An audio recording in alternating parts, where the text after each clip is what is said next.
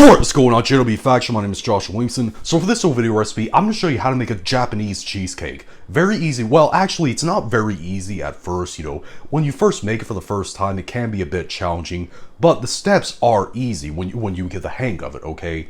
It is kind of time-consuming, not as time-consuming as another type of cheesecake would be, but in the end, it's very worth it. This tastes amazing. It's one of my favorite cheesecakes, so let's get started. So to start off, in this saucepan over low heat, I have 2 tablespoons of butter and 8 ounces of softened cream cheese. To that, I'm going to add half a cup of milk. And keep this over the very low heat until everything is melted together. And you actually want to whisk it the whole time.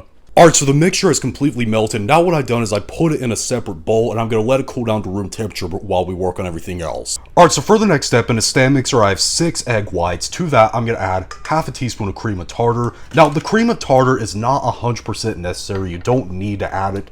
But I feel like whenever you're beating the eggs in this case, it makes it a lot easier. But anyways, use the whisk attachment and beat it until it forms a foamy consistency. After the egg whites are a bubbly consistency, what you want to do now is add 1/3 of a cup of white sugar. Now, a lot of people, I'm pouring it all in at once, and a lot of people will tell you to add it slowly while mixing. I've tried it that way, and I've tried it this way, and I've never noticed a difference. So anyways, what you want to do is just beat this until it forms stiff peaks. They should look like this. Alright, so for the next step, in another bowl, I have 6 egg yolks, and to that, I'm going to add 1/3 of a cup of white sugar. Then you just want to beat them together until they form a really pale and light consistency. Now, usually you'd see me using the stand mixer, but my stand mixer is occupied right now, so just beat these together. Now sift in 5 tablespoons of cornstarch, then add 1.5 tablespoons of lemon juice, half a teaspoon of salt, and mix those in. Then add that cream cheese, butter, and milk mixture that you melted before. Mix it in.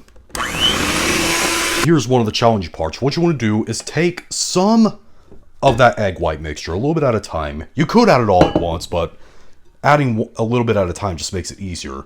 And you want to gently fold it in with the mixture. You don't want to mix it too hard. You don't want to get rid of the air that's in the egg whites. Now get a 9-inch springform pan, put 4 layers of aluminum foil around it because we're going to be cooking this in a water bath, and spray the crap out of the inside with cooking spray, lined with parchment paper, and spray the parchment paper with cooking spray as well. That sounds overkill, but we really want this cake to not stick. But anyways, take that mixture that you made and pour it all in there. Then you want to take some simmering water and pour it in until it's about halfway up in the roasting pan. Then what you want to do is put this in the oven on the bottom rack at 325 degrees Fahrenheit, that's 160 degrees Celsius, for about 1 hour and 10 minutes. And very important, do not ever open the door, at least for the first 45 minutes while the cheesecake is baking, okay? You want to keep the door closed for almost all the cooking time because you don't want the cake to collapse. After it's done baking, turn the oven off and leave it in there for 1 hour.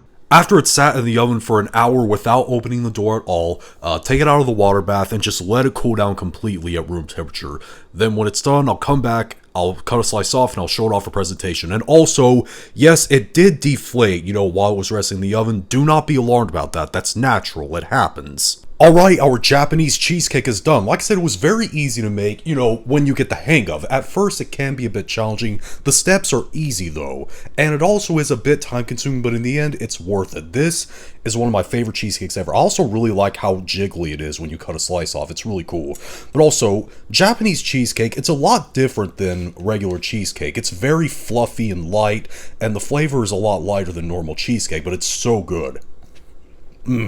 But if you try this, leave in the comment section down below and tell me what you thought, whether you liked it or you hated it. If you liked it, see your thumb up, hate see your thumb down, and be sure to click subscribe and become a member of the JW Faction on a journey to 10,000 subscribers. See you later.